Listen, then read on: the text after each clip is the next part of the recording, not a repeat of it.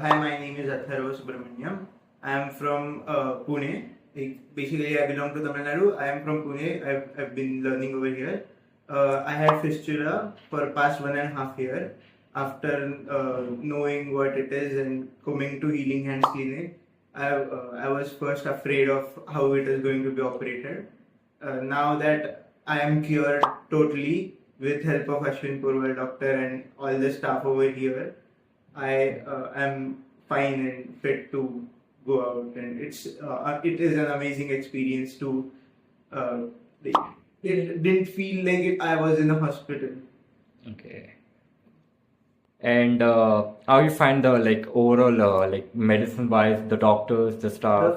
I love the Ayurvedic medicines. It has no side effects and nothing extra of it, and it was on point. Nothing extra the doctors gave me.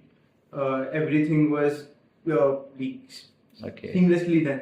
It was a really nice experience. And Dr. Deshmukh told me to come to Healing Hands for the cure of a remedy.